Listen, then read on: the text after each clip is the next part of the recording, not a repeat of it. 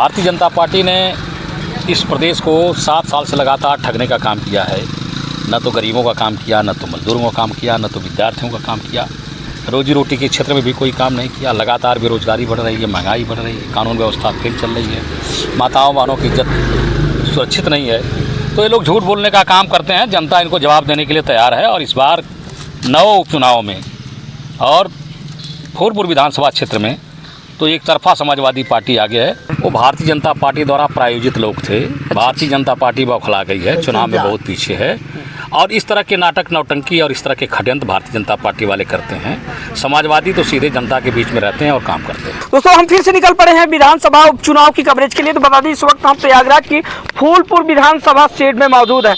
दोस्तों, बता दें कि 9 विधानसभा सीटों पर होने वाले उपचुनाव को लेकर तमाम अलग अलग जो पार्टियां उन्होंने अपनी कमर कस ली है। लोग बाग रण पे उतर चुके हैं और लोग बाग अपनी अपनी पार्टियों को जिताने के लिए तमाम जद्दोजहद और तमाम प्रयास में लग चुके हैं। ऐसे में बता दें कि आज समाजवादी पार्टी को जिताने के लिए प्रयागराज की फूलपुर विधानसभा सीट में पूर्वांचल के 2 दिग्गज नेता यहाँ पर पधारे हैं और दोनों ही शायद विधायक है। सर, आप तो आइए इनसे जानने और समझने का प्रयास करते हैं कि पूर्वांचल की धरती से चलकर प्रयागराज आए हैं, क्या यहाँ का समीकरण उन्होंने समझा, क्या देखा और किन मुद्दों को लेकर ये जनता के बीच में जा रहे हैं, या अभी तक जो इन्होंने ग्राउंड में उतरने के बाद देखा है उसका माहौल क्या है, और क्या लगता है कि फूलपुर विधानसभा की जो लड़ाई है वो किससे होने वाली है, या फिर सीधा का सीधा समाजवादी पार्टी यहाँ से दावेदारी ठोकते हुए अपने प्रत्याशी को विधानसभा भेजने वाली। क्या देखा सर आपने यहाँ पर? आपको बहुत बहुत धन्यवाद। जी सर। ये आपने हम लोगों से इस फूलपुर के चुनाव के संदर्भ में कुछ जानना चाहा है। जी।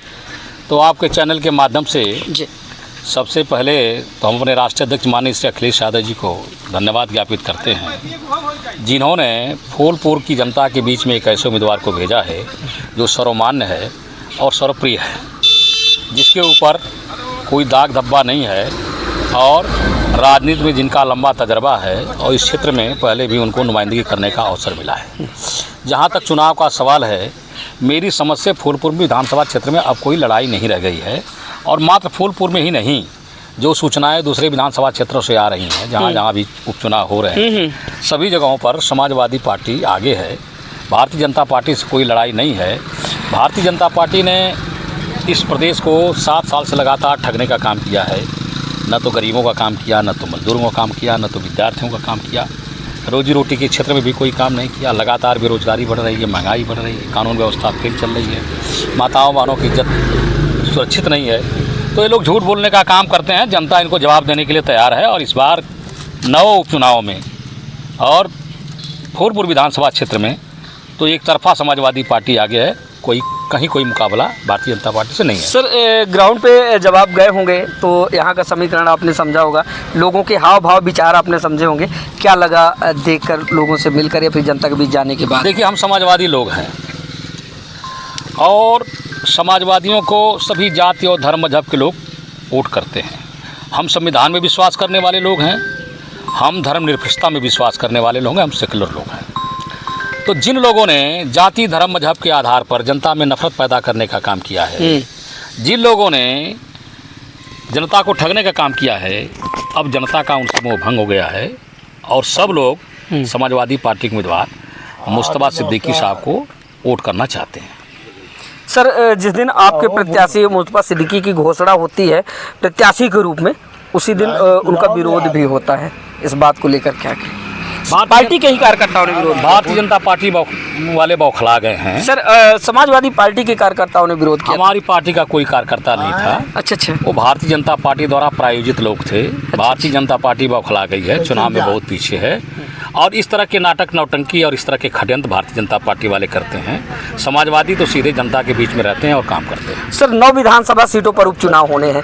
क्या 9 सीटों पर आप अपनी दावेदारी ठोकते हैं, या फिर क्या लगता है कि इतनी सीटें हमारी होंगी? हम दावेदारी नहीं ठोकते हैं। ठीक है। आज की तारीख में अभी पिछला पार्लियामेंट का जो चुनाव गुजरा है, उसके तजर्बे से भी और भारतीय जनता पार्टी की सरकार के प्रति जनता में बढ़ रही उदासीनता को देखते हुए हमें पूरी उम्मीद है और हम फूलपुर के लोगों से अपील और दरख्वास्त भी करते हैं कि अब बुद्धिजीवियों की धरती है, समाजवादियों की धरती है, यहाँ बड़े बौद्धिक संपदा के लोग रहते हैं।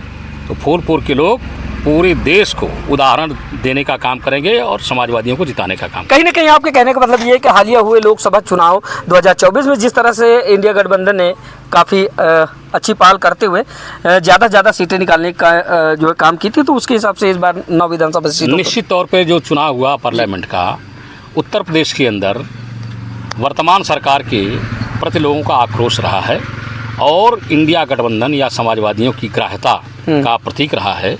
तो जो हमें सफलता हासिल हुई है उसको तो आधार हम मानेंगे।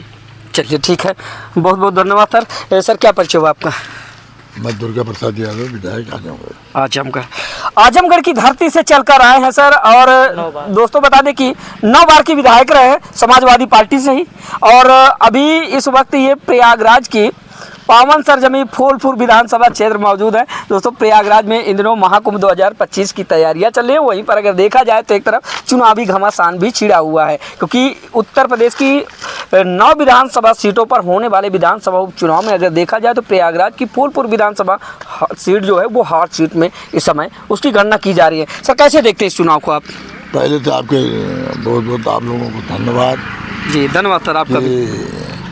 आप जो क्षेत्र में घूम करके एक ले रहे हैं, इसके इंटरव्यू ले रहे हैं, देख रहे हैं कि कौन जीता कौन हारा, ये आपको खुद पता होगा। जी देखिए ये चुनाव है, ये महत्वपूर्ण चुनाव है, और जो उपचुनाव हो रहा है 9 सीटों का, तो हमारी बात को नहीं मानेगा। तो ये तो हिंदू मुस्लिम में उलझाए हुए हैं, धर्म में उलझाए हुए हैं। अरे कौन पूजा नहीं करता है? अपने घर पर सभी लोग पूजा करते हैं। इसे नहीं विकास होगा, इसे नहीं विकास होगा। विकास के लिए आपने कौन सी घोषणा किया? कौन से पुल बनवा दिया? कौन से बड़ी बिल्डिंग बनवा दिया? कौन सी आपने सड़क बनवा दिया? आज सभी उसी तरह के पर जो समाजवादी पार्टी के सरकार में जो काम हुआ है वही काम पे काम कर रहे हैं, वही उसी का उद्घाटन कर रहे हैं। जो हम लोग उद्घाटन समाजवादी पार्टी की सरकार ने किया, फिर उसी को उद्घाटन कर रहे हैं। अच्छा। इसे नहीं काम चलेगा। अब ये जनता जाग चुकी है। अब आने वाले दिनों में आपके 9 सीट का चुनाव हो रहा है, देखिएगा आपकी बार बीजेपी का सफाया होगा, फिर सफाया होगा। जिस तरह से लोकसभा, जो पिछली बार लोकसभा का चुनाव हुआ, लोकसभा में देखिए किस तरह से जनता ने वोटिंग करने का काम किया। जात पात से हट करके जो हमारे समाजवादी पार्टी के राष्ट्रीय अध्यक्ष जी माननीय अखिलेश यादव ने जो पीडीए का नारा दिया, जो इंडिया का गठबंधन हुआ, इसका जो नारा है आज वो कामयाब हुआ। सभी लोगों ने मिल करके और जात पात से हट करके आज सभी लोगों ने समाजवादी पार्टी के लोकसभा में कैंडिडेट को जिता करके 37 सीटों पर 37 सीट जिताने का काम किया, रिकॉर्ड मतों से जिताने का काम किया। और आने वाले दिनों में जब 2027 इस चुनाव के बाद जब 2027 में जब फिर चुनाव होगा, तो देखिएगा कि कहीं समाजवादी पार्टी के सामने कोई पार्टी टिकने वाली नहीं है। सत्ता बनाएगी, समाजवादी पार्टी की सत्ता बनेगी। अब माननीय अखिलेश यादव जी उत्तर प्रदेश के मुखिया होंगे, और उसी के नेतृत्व में पहले भी विकास हुआ है, और आने वाले दिनों में भी अगर कोई विकास करेगा प्रदेश के अंदर तो माननीय अखिलेश यादव की सरकार करेगी। चलिए ठीक है, बहुत बहुत धन्यवाद सर समय देने के लिए।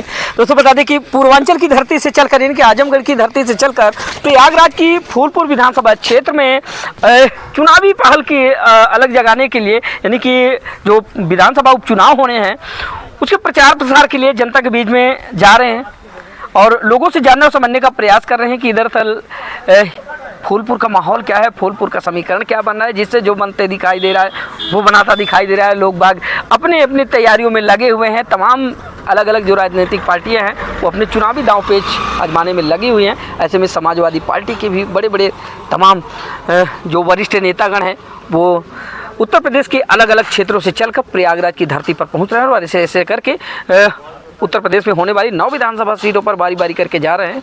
नुक्कड़ सभा के जरिए, लोगों से जनसंपर्क के जरिए मिलने का काम कर रहे हैं।